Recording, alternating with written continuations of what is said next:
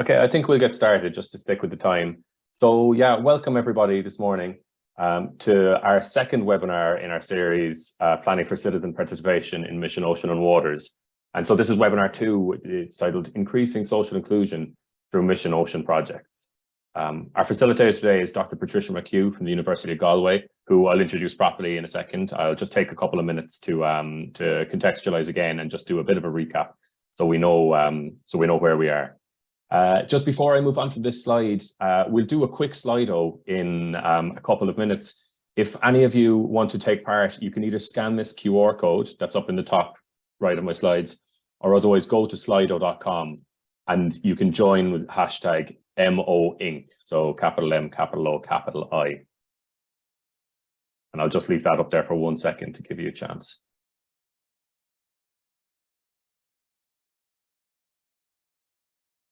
So hashtag MOINC with a capital MOI. And it's in the chat there as well if anyone wants to copy and paste. Great, thanks a million, Sarah. No bother. So again, I went over this yesterday, but I'm aware that there could be new participants this morning. So just very briefly, for anyone who isn't aware, these webinars are being run. Sorry, I should introduce myself. My name is David White. I work with Marai University College Cork, Ireland. And we are working on a project called PREP4BLUE, which is the project that these webinars are part of. And we're designing methods and tools for Mission Ocean and Waters. So Mission Ocean is one of the 5 missions that the EU launched officially in 2022. The others are Mission Climate, Mission Cancer, Mission Smart Cities, and Mission Soil. And these are supposed to kind of engage with the grand challenges that we're facing, that our society are facing today. And they've got particularly ambitious goals and want to deliver them by 2030. So just to give you an example for Mission Ocean, the top here, and by the way, I should say, in case everyone's scrambling to read, these are all taken from the Mission Ocean implementation plan, which the European Commission published last year, and we'll share that in an email after this. A lot of you might have seen my email yesterday already, anyway, when I shared it after our first webinar. So these are the 3 overarching objectives of Mission Ocean: to develop a circular blue economy, to eliminate plastic pollution, and protect and restore freshwater and ocean ecosystems. And again, you can see that there's some very ambitious targets in this, like for instance, reducing 50% plastic litter at sea. And down below here, these are the citizen engagement target outcomes for within the mission. And it's these 10 that these webinar series are based on. Actually, this webinar series is engaging with 5 of these specifically, and we'll run further webinar series in the future to tackle the rest of them, or to tackle the same ones in more detail. So again, you'll get a version of these, and I hope this helps you kind of think through what you need to do in your projects if you want to engage with Mission Ocean targets. But so that's just some background information and some recap. Today's subject is social inclusion and in working with social inclusion through Mission Ocean projects. So before I introduce our facilitator, we might just start with a Slido. So if you want to go to your phones or go to your other screens, anyone who's taking part, just a quick question. Thinking of the last citizen engagement initiative that you worked on, how much planning went into ensuring diversity and inclusivity in the group that you engaged? And be honest. Wow. I'm glad that was only one person's answer, I'd say, and not the whole group's. But you can see, I mean, this is kind of what I was expecting. I think a lot of times, I think this whole sector is coming around to the fact that engagement is more and more important, and also within science itself. But the way it's done, whether it's done kind of in a way that's planned a lot from the start, or whether it's, when you're actually thinking about who ended up there on the day and how much planning went into ensuring that was the group that you were expecting. I think that's done a lot less. So this is really good to see at the start. Like, I mean, some planning is out in front, and not a lot of planning coming right next to it at the moment. But not many people are doing no planning, in fairness, but not a lot are doing lots of planning either. So I think that's a really good, it just shows the context of today's webinar. It should be very valuable, and I hope you all get a lot of information that will be useful to your future projects and your future engagement activities. So I'm going to stop there for now. And I'll introduce our facilitator. Sorry, just let me get back to the screen. Great stuff. So our facilitator today is Dr. Patricia McHugh, who's a lecturer in marketing with the University of Galway in Ireland. And Patricia is a specialist in stakeholder engagement strategies, specifically to bring about positive environmental change. Some of her previous projects has included SOFI, Sea Change, and Sea for Society, where she designed inclusive engagement methodologies, especially around coastal development activities, things like that. So all her work is really relevant to what we're talking about in this series, and we're very glad to have you, Patricia. Thanks very much. Thanks, David. So hello, everyone. Thank you for the introduction. So today I'm going to talk to you really about social inclusion and my perspective in terms of, for not just the mission applications, but also any applications that you might be doing in terms of, they could be smaller budgets or the European Commission budgets. So when we talk about social inclusion, I'm building, excuse me, on your webinar yesterday in terms of the theoretical frameworks that you may have been introduced to in terms of citizens and engagement.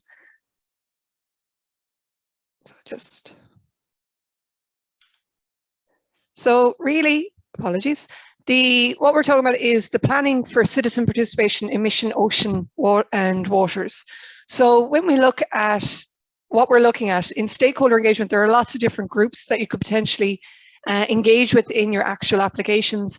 But within the area and the remit of the mission, oceans, and mission, ocean, and waters, when you're looking, there are lots of different stakeholders, and citizens is one. So if you're looking at restoration activities, whether you're looking at biodiversity, citizen engagement, citizen science, or indeed ocean literacy education, citizens form the heart of a lot of that work that you're doing.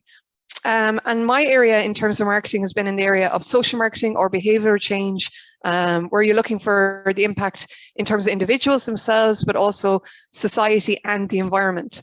And when you look at that, the important thing to think about there is citizen participation. So you're dealing with behaviors. And as we all know, dealing with behavior change is complex. And that's why you need to look at this process. And I'll talk today through looking at citizens as stakeholders and one particular group that you're looking with. So it's important to look at them as stakeholders that have a vested interest or can affect or be affected by the actual work that you're doing. And when you look at that kind of definition, and I'll show it later on, is that they can affect or be affected. That means that we really need to take social inclusion into consideration. And when we look at mission, ocean, and waters, they're very clear about the inclusivity around gender, about race, about indigenous groups, about kind of non-coastal communities as well. And I'm going to talk you through some examples, how you can work that into any application, and some work that I did on Horizon projects that actually incorporate this social inclusion and stakeholder engagement into behavioral change for the marine sector. And what we're talking about as well, and I know this would have been building on from yesterday, is this area of co-creation. So from my background being in behavior change, we kind of know when we're looking at co-creation with the marine and indeed any sector, you're dealing with 5 C's. So we have the behaviors and the change that you're actually looking for, trying to initiate, or kind of that shift the dial that you want in terms of what you're looking for. But at the heart of that are citizens and the people's behaviors that you're looking with. And very often, sometimes when it comes to the applications, people assume to know what people's behaviors are rather than actually meeting people where they are and understanding where they are in terms of their motivations, their values, why they do what they do at present. So when it starts off in any of your applications, you're going to have an idea of where they are at the moment without having talked to them. So it's always important in your applications that you're not assuming this expert position on people's behavior. You may have some kind of literature that will back up where they are, or points in time where your actual interventions, if they've been previously run, are. But it's important that you state that these applications are in terms of moving behavior or having impact and shifting and changing behaviors. And in order, you have a greater chance of success if you speak and listen to people and understand where they are at the moment, to better understand how you can actually help move them towards the desired change that you actually want. As well as that, it's important to recognize that people have choices. So everything is free choice, especially when it comes to even the inclusivity in your project. So you can, as best you can, manage and prepare for it and plan for it. But people have a choice. They may or may not want to get involved. They also have choices in relation to the behaviors. So what you want them to do there could be other behaviors, other projects going on as well, and what they're currently doing are all competing against what you want to do. So there is that kind of aspect that you need to take into consideration. Then we move on to the collective. So understanding they're not happening in isolation. All our behaviors are intrinsic and they're built upon how we grew up from our communities. And this is particularly important when we're talking in terms of inclusivity. So we are, some of these behaviors are learned, some of them are, by recognizing other behaviors or what's in practice around us. So when you're looking to the inclusion of gender, race, indigenous communities, coastal versus non-coastal, it's important that you respect and acknowledge and identify that they're happening through collective influences. And as well as that, particularly in these applications, creativity is important. So you have to stand out from the crowd. So that's by maybe doing something different. It's, having some different type of behavioral framework you want involved, looking at the impact, it may be the methodologies, the concept. There has to be a creative aspect that kind of sets you apart from all other applications coming in. And that's where you can see the shift in the last few years in a lot of any of the applications going through for country-based funding or large-scale funding, that they're looking in this, it's all about co-design, co-creation, co-delivering. And to look at that, when we move towards that, and you would have seen this aspect yesterday, it's a moving towards higher participation.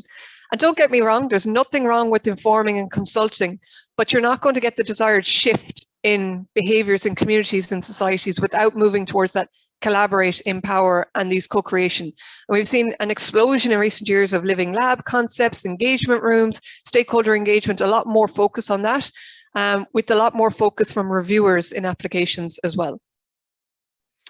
And by its nature, it's participatory, and participatory research is hard because you're researching and you're talking with people, not on for people or to people. So that's the difference when you're getting to that consult and inform. It's not at people anymore, it's with. So you can't have predetermined outcomes, expectations. You're building those with your actual citizens. It's about merging that science and practice, and that's not always easy. And then in terms of science, you have science and social scientists working together as well.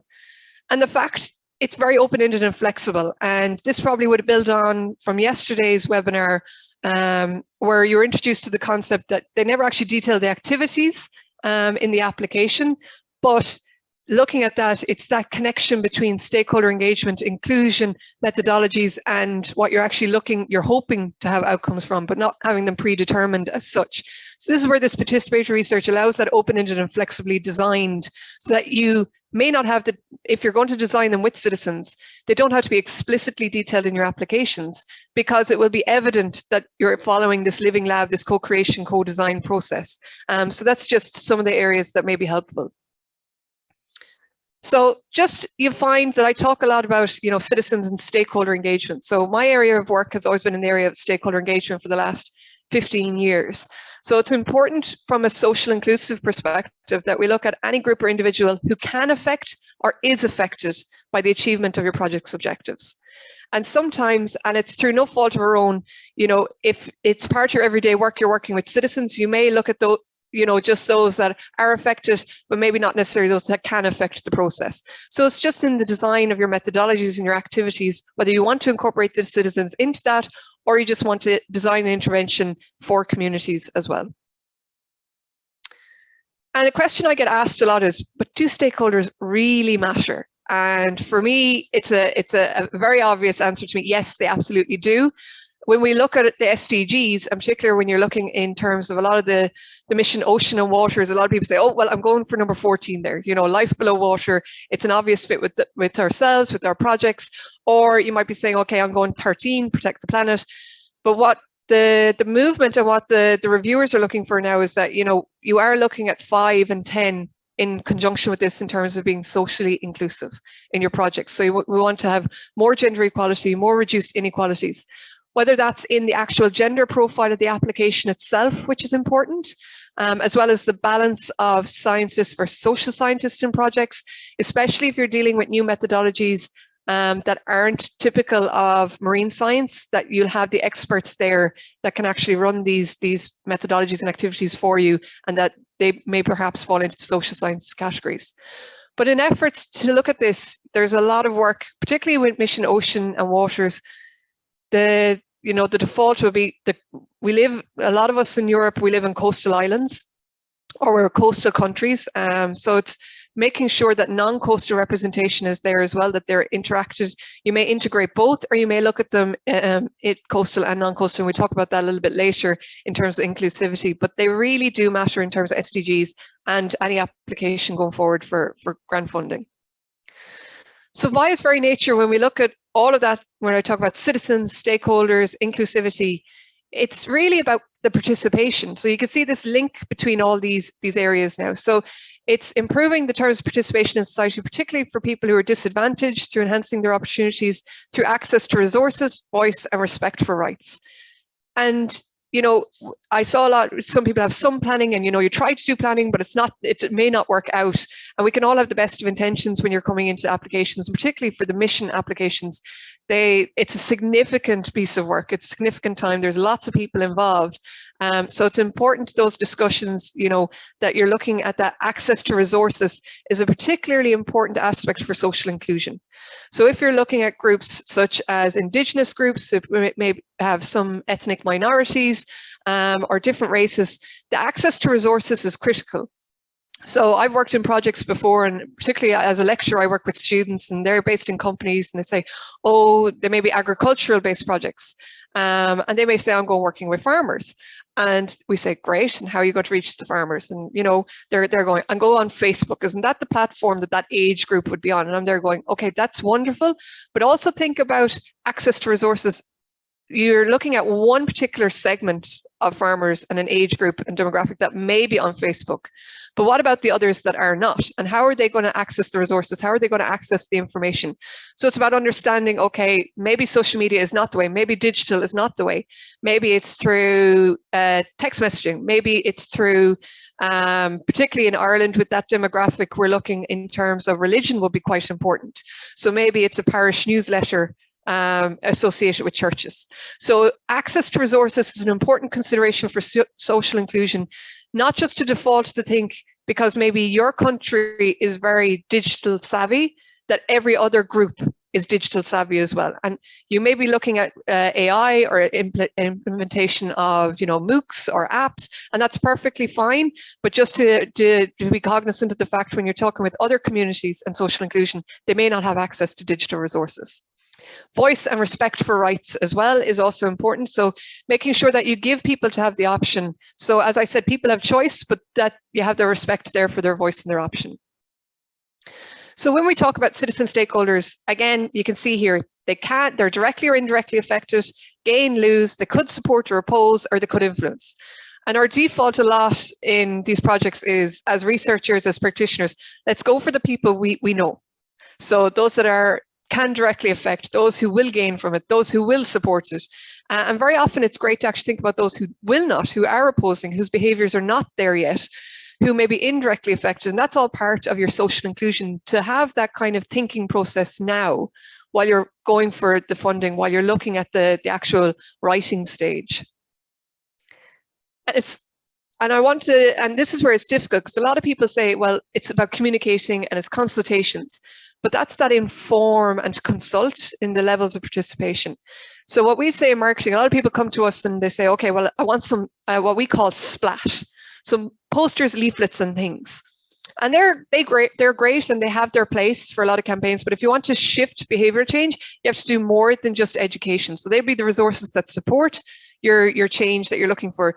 But you have to go beyond that. And that's where this co-creation, co-design and inclusivity mindset comes from.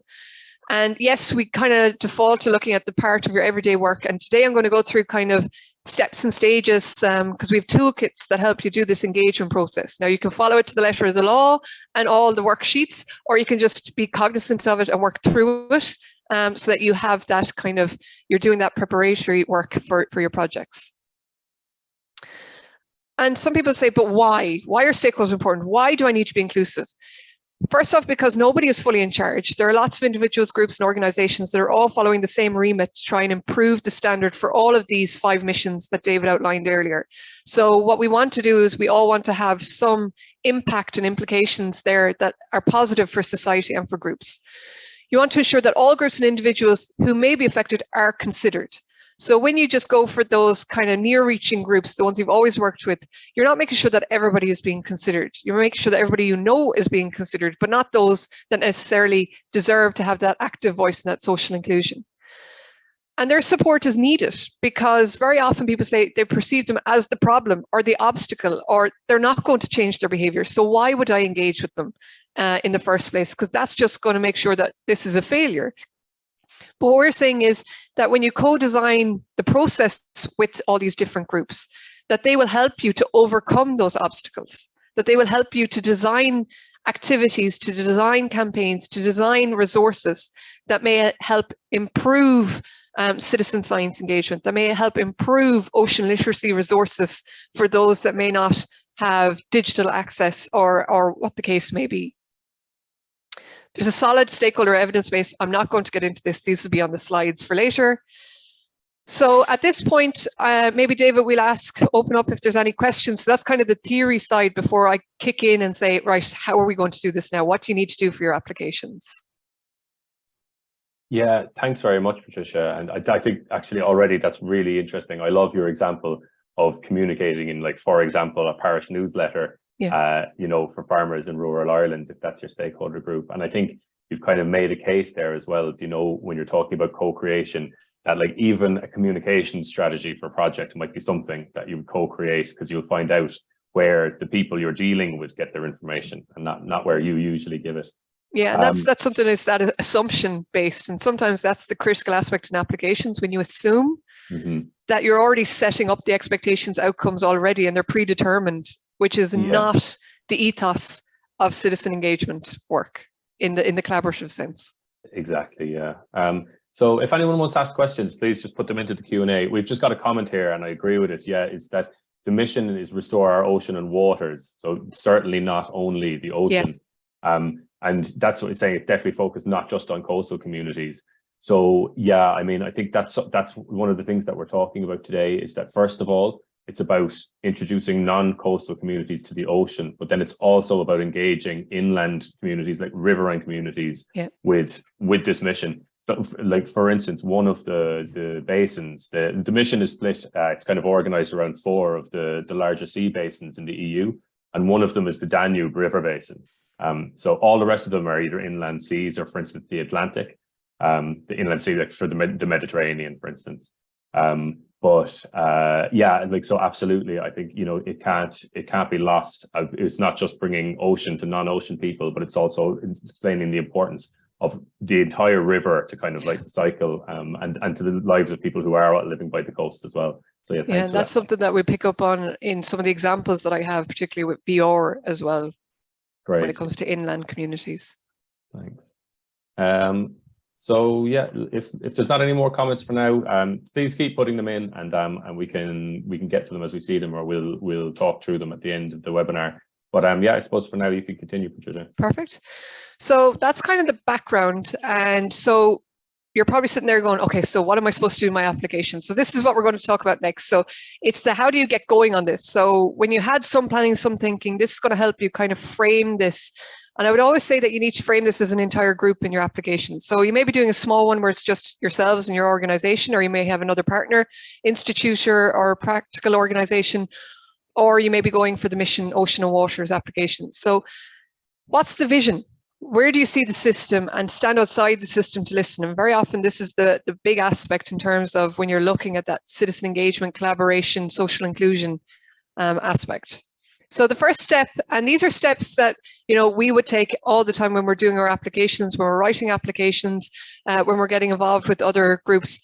So we've had a lot of work within our institute within the area of behavior change, social change, systems change across the marine sector, but also across green sector, peatlands and people as well. So when you're looking at this context setting, so what problem, issue, challenge, or change are you working on? And what outcome do you want to see? So by its very nature, all these applications ask for the expected outcomes. So you have to have expected outcomes, but it's the prescription of outcomes and predefinition of expected. That's where you can run into the danger zone, where you have everything so well set up and in stone that you're not allowing for that creativity. You're not allowing for co-design, co-creation. that you have to allow that to unfold. And I'll talk about this particularly with the applications across concept, methodology, and impact later. You need to choose your engagement, your citizen engagement strategy. So when you're deciding what stakeholder groups you want to talk to, what citizen groups you want to talk to, you have to start thinking now about what are the benefits for them in actually engaging in this project. And then what are the barriers to that engagement? And by understanding the barriers, then you're going to understand the groups that you may feel are more difficult to target. And that's where the inclusivity comes in, because a lot of those groups can fall into that, the barriers. So if you're looking at the barriers going, and suddenly they get hived off and said, no, we're not going to deal with that right now. But it's important to understand their barriers to engagement so that you can understand how to be more inclusive. And then whether or not you're going to compete with them and not engage with them and say, okay, we're not going to engage with those groups, but we are competing with them, or you're going to collaborate and get that participation involved. And the tips I would say at this stage is you need to put yourself in the stakeholder citizen's shoes.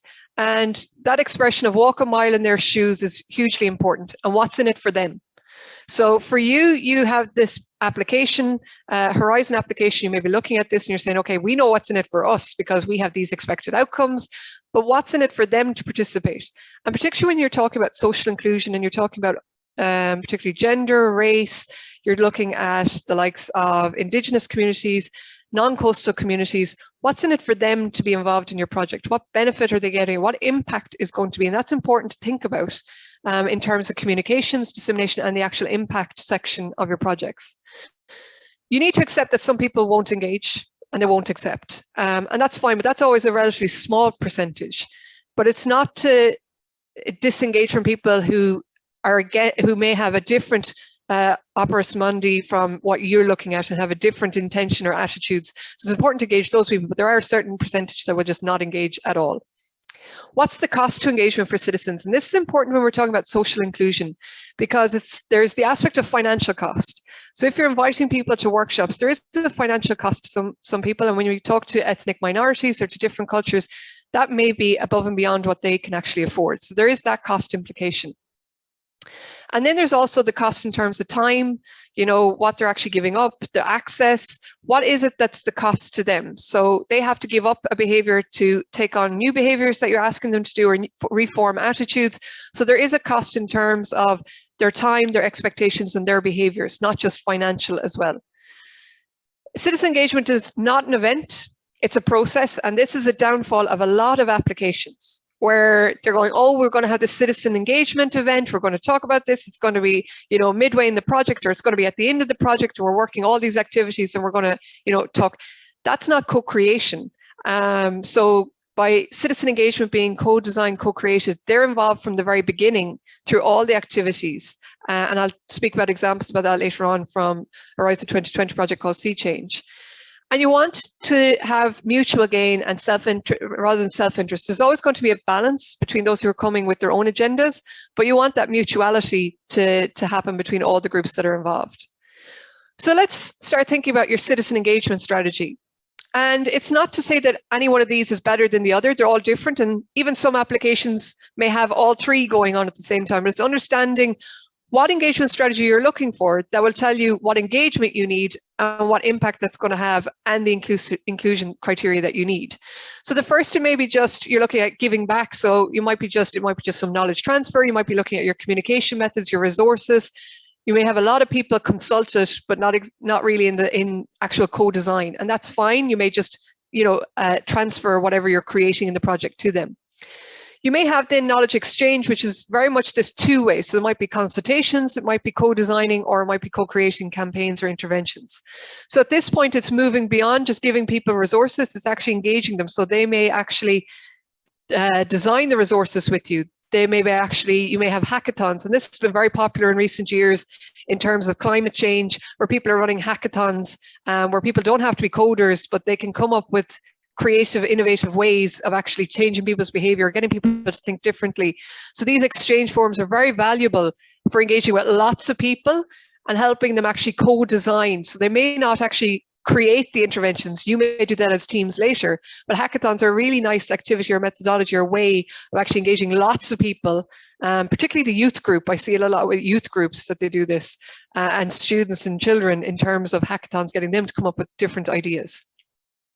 And then what's increasingly been seen in applications in recent years is co-creation, where you're looking at communities, or you may look at specific cases across your application, across different countries, and do living lab concepts or engagement room concepts, where you really actually bring them through the design of maybe an app or AI application, or you may be looking at, how do we actually bring behavior change and let them co-create and design the whole process from concept to the actual campaign, to the intervention, to the legacy aspect.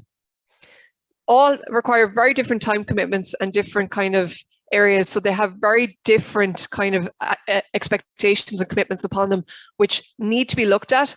And if you are combining in any application, it's important that you actually acknowledge that to the concept, but also acknowledge that each one is going to have different impacts.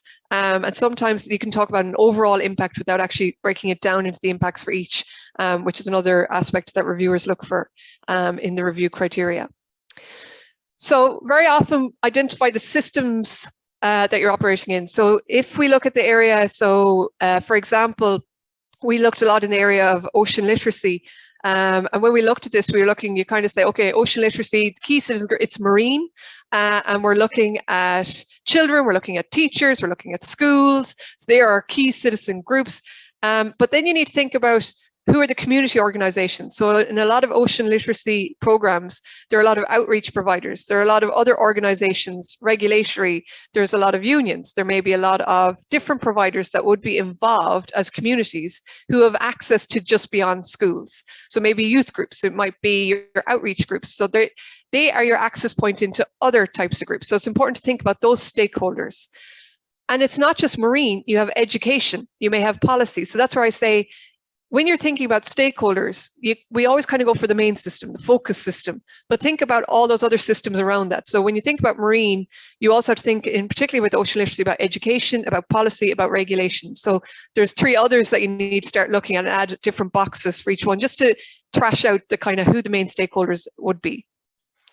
Then you need to think, who are the gatekeepers? And very often, that's a difficult one to get beyond. So who you need, who you want, who you have to get buy-in from, who you haven't worked before. And you're going to see this trend, who's missing, throughout these slides. So it's getting you to think about inclusivity. Who's missing? Who would you not ordinarily think of? Then you need to start, once you have kind of the groups, start thinking about the actual citizens then. So the actual citizen groups are the actual individuals you'd like to change. Again, as you go through kind of and when you're in your app, this is different in your application process versus when you're actually if you're successful in your grant application. It'll be much more detailed when you get through to the grant application. You're talking through kind of having this perspective gone through so you can include it in your actual application, because very often reviewers will say your definition of these groups is too broad, and you need to think about that, and you actually need to define it a bit more closely, and working your way through this will help you to define it more closely. So the engagement process really starts, and you have to move outside your comfort zone and something we're not comfortable with. Team up. So if you don't feel that you have access, so a lot of those community organizations, team up with them if they are your access point into different groups that you wouldn't necessarily have that contact with. Consider everyone and not your usual suspects. So the work that we do and all the projects that we're involved in my unit in the University of Galway is feedback from all our sessions are, I've never met most of these people before. It's very unusual that, in my circles, they know at least nearly everybody that comes to their workshops. They're going, that's the ideal aspect, because we're thinking about all the different people, groups, systems that you're operating in to make sure it's different groups of people. So, and again, look for interactions, look for those that you're actually looking for. Then you have those, so if you want to know who are directly and indirectly affected, you can start to classify them and just kind of break that down into, okay, so I can understand these are the primary groups, which may be the people that you're used to working with. And then you may have your secondary citizen groups, which are those that you may need access point beyond you. And that's where teaming up with those organizations that may have a remit for working with youth, for working with outreach organizations, for working across different sectors will help you to gain access into different areas. So again, move outside the comfort zone. Don't have your outcomes and strategies predefined when you start this conversation with those that you want to help kind of broaden your stakeholder profile with. Because if you're very predetermined, that can stop you having access to all the groups that you need. You need to think about people who are representing themselves versus the organizations they represent. So very often they can have conflicting values. So you need to think about, are you inviting people to represent their organization or to represent themselves?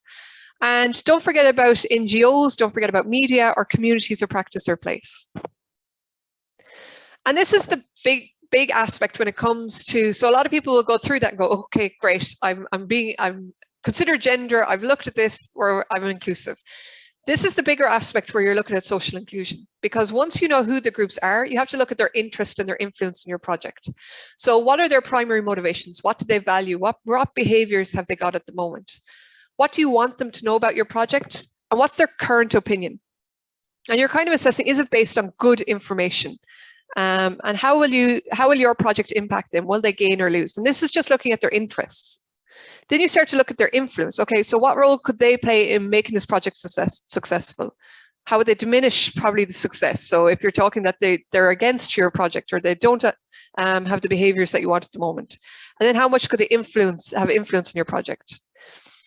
And then there's this matrix. Now, very often we kind of go, okay, we're going to go for high power, high interest, or the high interest, low power. So typically a lot of projects, they go into that kind of right-hand side.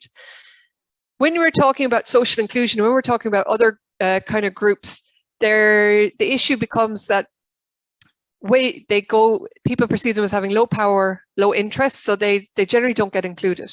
And this is where you need to, from a social inclusion perspective, it's not that perhaps that they don't want to be, which is what the assumption can be in projects when we put forward applications, but it's just they really want to be involved, but they have never been involved. So it's that inclusion where you're involving people to be involved in the project, but they haven't the capacity, but they're important to be involved because they will help in their communities. They will help, particularly when you're looking at indigenous communities, they have a lot of power in terms of within their own communities as well. So understanding that they may have high power or low interest, or they may have high power, high interest. So it's understanding where you need to go.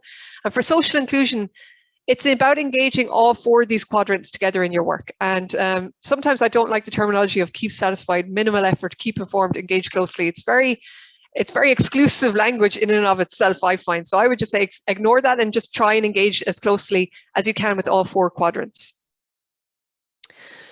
And how you're going to do this. So in terms of the consideration for social inclusion, so the very obvious starting point for your applications will be in terms of your actual gender profile in your application itself. And a lot of the time when you're working these applications, a lot of people have a good grasp on that. They say, okay, we've got a good grasp on that. So that's fine. And a lot of the work we're going to talk about today is beyond the application profile of the actual application you're doing, or the stakeholder profile within the application. It's about understanding the profile. So when we look at inclusion, particularly with gender, in terms of a lot of, it's recognized within food systems. And particularly if you're looking in terms of ocean and waters, in terms of fresh water, in terms of food production systems, that a lot of that is inherently biased towards men, as opposed to, there's an inequality there with women and children. So it's important to recognize that and manage for that and try and overcome gender inequalities. A lot of applications, they say, are what they call gender blind, where they don't want to assume that there is a gender association or orientation with particular aspects within marine, ocean, and waters. So it's important that even when you're looking at this, that you're kind of gender aware when it comes to your projects and understanding the implications and the inequalities that are there between gender. The other aspect is in terms of when you're looking about vulnerable groups, in terms of ethnic groups, ethnic minorities, understanding that inclusion as well in terms of the concept, methodology, and impact. And as well, understanding the impact, and very rightly, we were talking there about coastal versus non-coastal. So some projects, there are two ways to look at this. So you can have inclusive, and particularly the mission is looking at this in terms of non-coastal communities.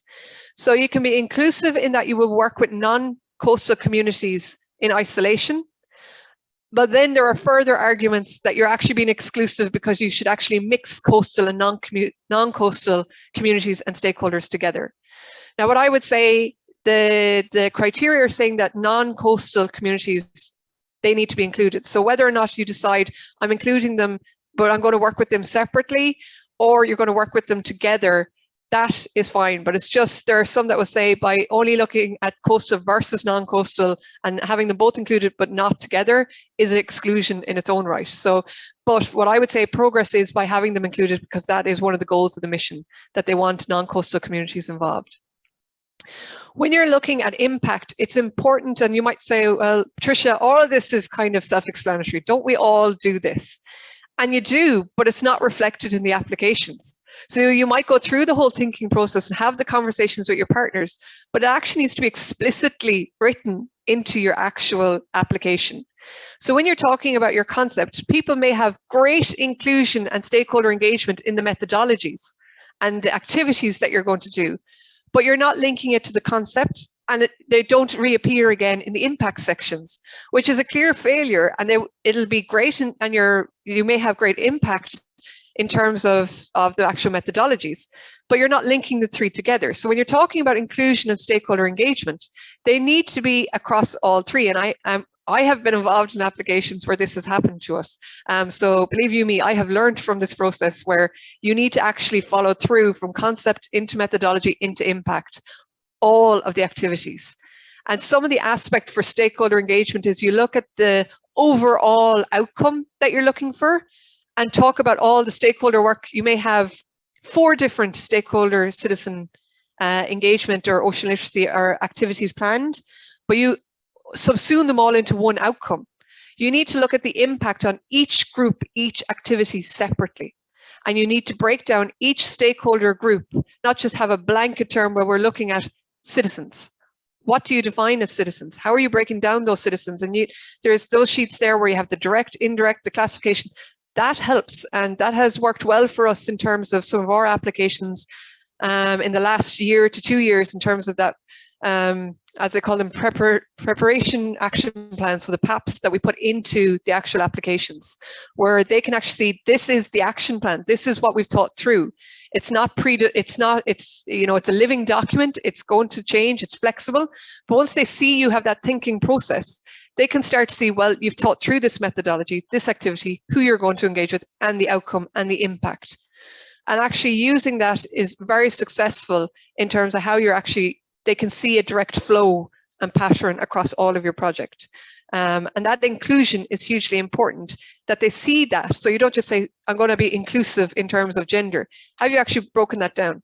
What in terms of gender? So is there something that already suggests, say in the example of food inequalities, that there's an inequality there between women, children, and men? They are seen as the providers, particularly when it comes to fisheries. They're seen as providers, and it's a male-dominated agriculture, male-dominated. How are you going to integrate more female and children representation into that if you're looking at coastal communities impacted by fisheries? So yes, you have the male gender there, but there's also other effects as well. And I know I've talked a lot about going the process, but just to show you some examples of how you can think differently now. So an example, a project I was absolutely in love with when I was involved with it was Horizon 2020 Sea Change. So it was looking about ocean literacy. And the beauty of this project was that it was beginning this whole behavioral change into the marine projects aspect at the time in 2015 to 2018. And we had to come up with these novel ways of actually integrating. So we had 3 different work packages, one that looked specifically at education and ocean literacy, another that looked at citizen science initiatives and education or engagement, and another that looked at policymakers. And we had to come up with new methodologies to engage with all of them. So we worked a lot in terms of those broadening out our stakeholder, what you saw there, the first parts in terms of education. Even though you're talking ocean literacy, we really wanted to make sure it wasn't just schools, that everybody was involved in that, producing resources, producing the MOOCs, producing kind of concepts, and how do we get more blue into the curriculum. But this was part of the citizen science aspect. And this is the beauty when you want to have that co-creation of qualitative research.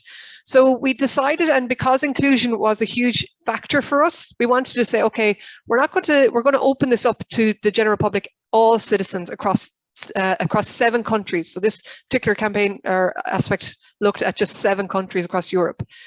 And we asked for an ideas contest. So we asked people to produce a video, a 3-minute video on what they think is important or should be valued more in terms of people's awareness of our oceans and how we can protect them. So all of these videos, people had different videos, and this is where co-design, co-creation, co-deliver came through. So it started off as an idea and a video. And then we voted in each country, 7 countries, all the videos were evaluated against certain predetermined criteria, and there was a winning idea for each country. That idea was then transformed into an intervention and a behavioural campaign. And the person whose idea it belonged to was invited to participate in the workshop, along with communities that they would know and others around. So, for example, this one that you see here is the Spanish example, and they had their example was around coastal mangroves, and they kept saying they need to get the message across, the message that was kept being repeated. So the concept and campaign that they did is message in a bottle. So it was about pledges and behavioral challenges to different groups by actually sending a bottle. Now the promo didn't work so well because it was shown in water. Believe it, we can guarantee it was not sent around in water through Spain. It was posted to different communities and groups. But it was that even the bottle itself had to be sourced, had to be environmentally friendly and protect the environment. So building this campaign, it was setting behavioral challenges to different communities throughout Spain. And it originally targeted school children and that group.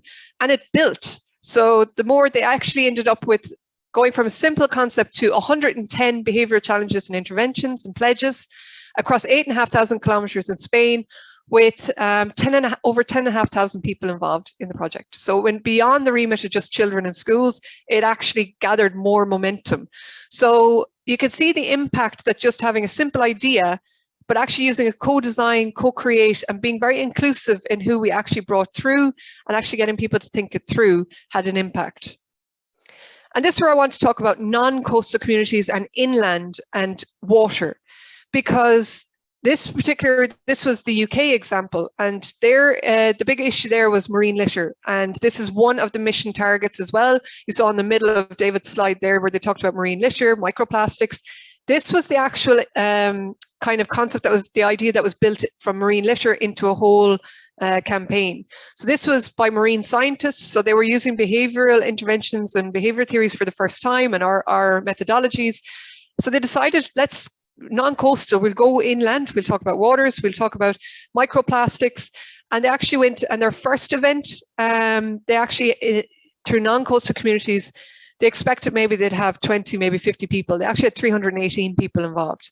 And it superseded their expectations.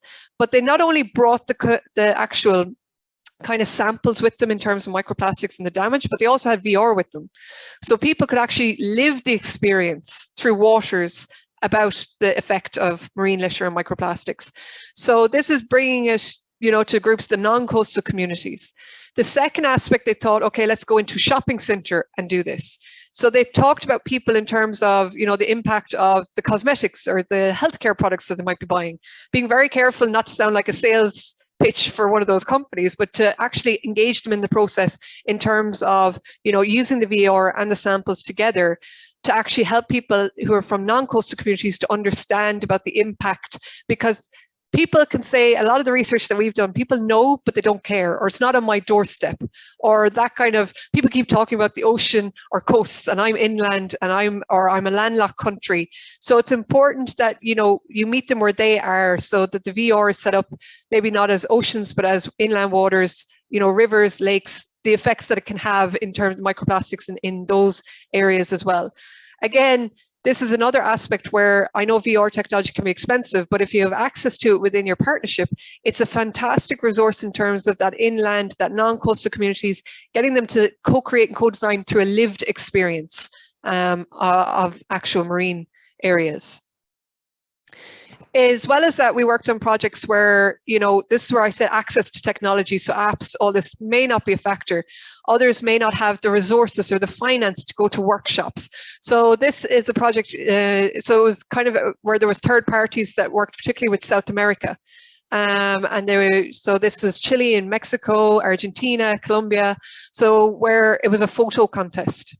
So understanding what the ocean represents to them, or what waters represent to them. So understanding from their perspective, and you can start to see when you get the photos that there's a very obvious connection on what it means to them, whether it's impact through recreation, whether it's through livelihoods, economic factors. So you can start to do a lot of analysis through photos as well. So very often we think we have to do, you know, significant quantitative research.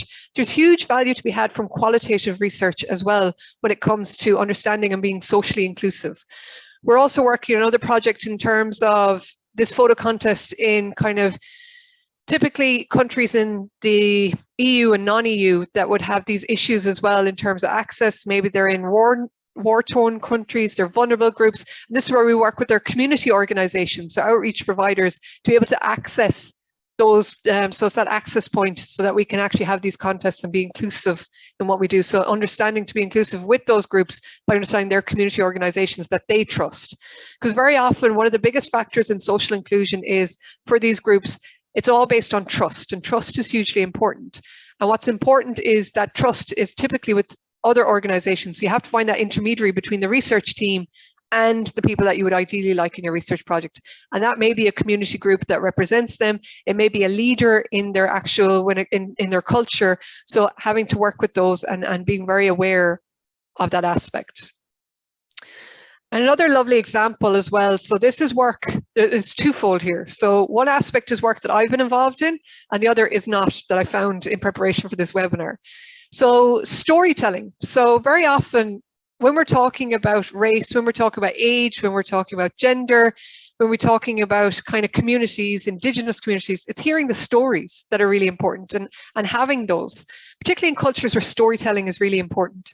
So in Galway, we had a Love Your City campaign, and it was based on this intergenerational, where kids and older people who were in nursing homes or care facilities, we brought both groups together. So the kids drew a picture on what Galway meant to them, and they went into nursing homes and they spoke with the older people, so maybe grandparents or not their grandparents, and they exchanged stories. So the kids showed the older people their pictures that they drew, and then the older people told them their stories and their memories and what Galway used to be like and how they loved Galway. And Galway has a very lovely prom, so that featured quite a lot in a lot of the stories as well. And it does have a lot of, you know, marine themed, water themed stories. And this sharing, after hearing the stories, the kids drew a second picture of the older person's story. So you had this picture of a young person's ideal of what Galway meant and what the older person, and capturing the stories as well. And it was this lovely area that actually showed you, love your city. This is what Galway represents to two generations. And then we also did the same in Seafest, which was a festival in Ireland in terms of a couple of years ago, in terms of celebrating our seas, celebrating our waters, celebrating everything marine. And that love, your loving the marine, loving the waters, loving your oceans came in, and that concept. That love became very important because it became a knock-on concept of a Horizon 2020 project when it wasn't detailed in the application, but it became a very big campaign towards the end of the project, Love Your Ocean. Now that was an ocean-lit themed project, so oceans was fine in that context, it wasn't waters. But it just shows how small little examples from Love Galway, Love Seafest, to it became Love Your Ocean, so it built up. And then I saw this example, which was the Youth for Ocean Forum, who were involved with the United Nations Ocean Conference in 2022.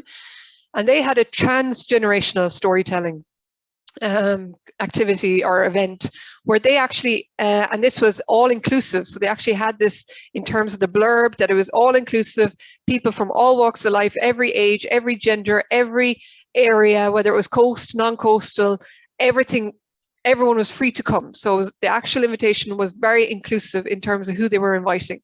But it was one-to-one speed dating. So everyone shared their lived experiences of the ocean.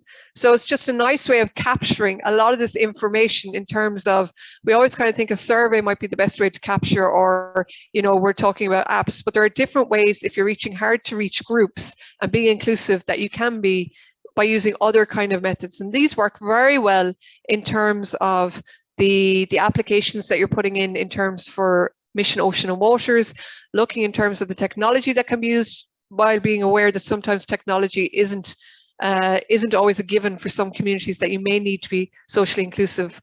And remember, at the end of the day, you can only do your best. So as I said, you can be aim to be inclusive, consider those that may not necessarily always be one of your go-to groups in projects.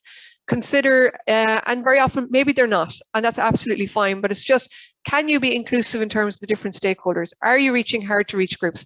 Are you incorporating coastal and non-coastal? Are you thinking about oceans and inland?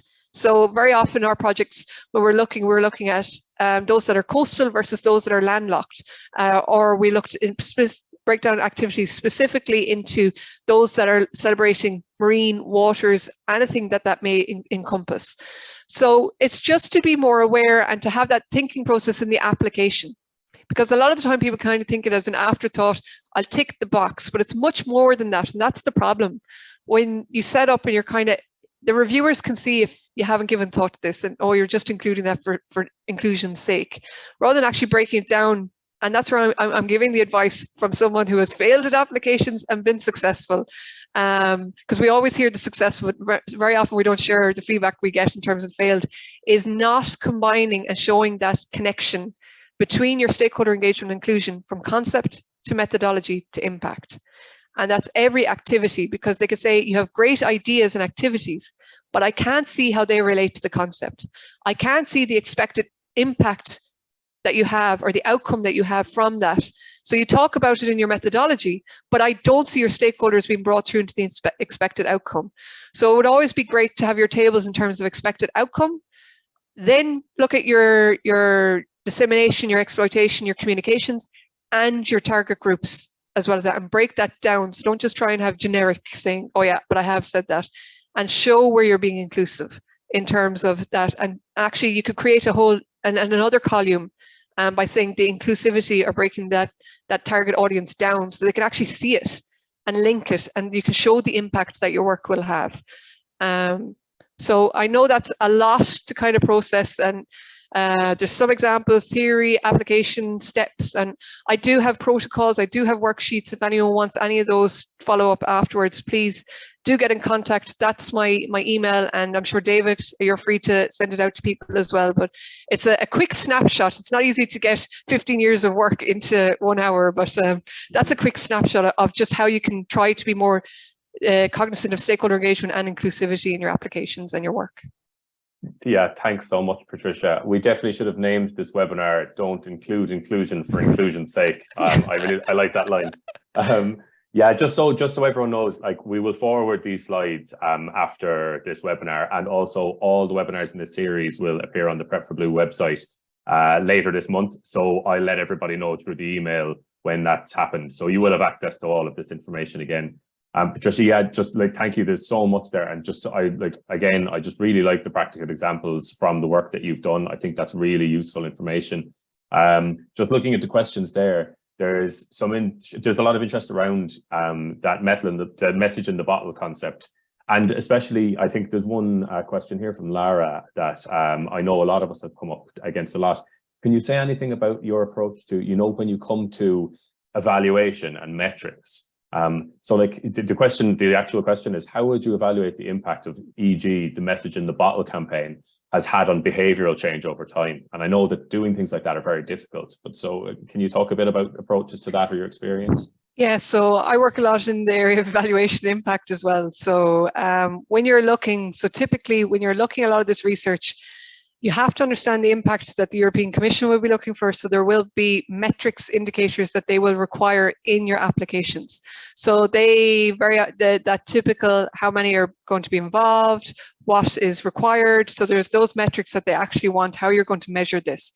So typically in a lot of these, so we had a lot of questionnaire design around this aspect.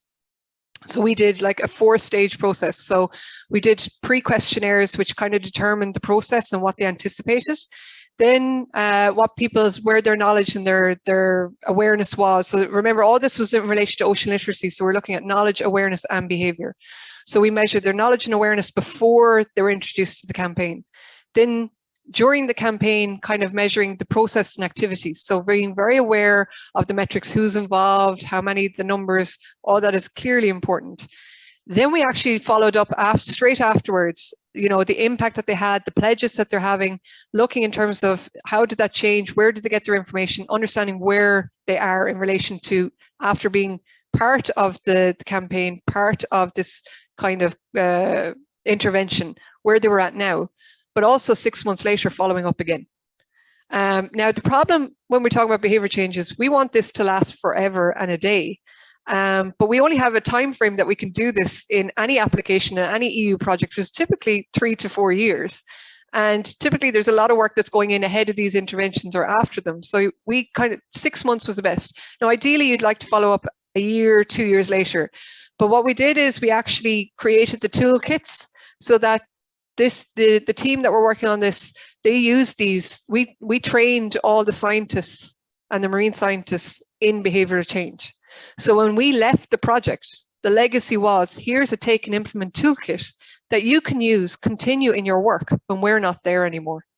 And they were all trained within that. So they start to have that. And that's something that the European Commission really liked, that there was a multiplier effect. And that's where we got a lot of the metrics and looking at that, the multiplier effect, that the remit of this organization is to have so many campaigns per year or this every 2 years, and they have a target of this many, and including that multiplier effect into your actual application to show that we are training 8 partners, that 8 partners have this amount of work to do across their remit. That means they will engage with this many people. So this, even though this campaign was message in a bottle, it has a knock-on effect for a couple of hundred, couple of thousand more beyond just the 10,500 that they had in the actual campaign itself. So you're showing that legacy aspect, and that's very important for them in terms of the resources that you're going to have, and that accessibility and that training as well. Thanks. I'm actually taking loads of notes for my own work there, Patricia. That's really helpful. Thank you so much. Okay, we might just stop there. I'm going to briefly, just in the interest of time, I'm just going to briefly give you some information about our upcoming webinars. Just again, Patricia, thank you so much. That was really helpful today. And yeah, I think just really practical help for people who are putting together initiatives that deal with the citizen engagement in the freshwater and ocean sector, and specifically around people putting together grant applications and everything. So yeah, thanks again. It's fantastic. I can just see there's a few more questions coming in, so maybe we'll come here earlier. Oh no, it's all thank yous and it was brilliant. That's fantastic. Thank you very much. Great to hear. So let me just share my screen for one more second. Where are we? Yeah, so again, Sarah, would you mind just putting the link to the survey into the chat? Please, guys, we've got a 2-minute survey just for anyone to fill out to tell us what you enjoyed about today's seminar, but mainly there's a question on there for, is there any other training that we could offer you in this space that will be useful to you? So we'd really love to know that, so that we can design more training for later in 2023 and 2024 to be as useful to you as possible. So yeah, just to give you a heads up, our next webinar is on citizen science to support mission ocean projects. That's next week on the 6th of June. After that, we'll be doing community-based social marketing, and then finally working with the European Solidarity Corps for restoration initiatives.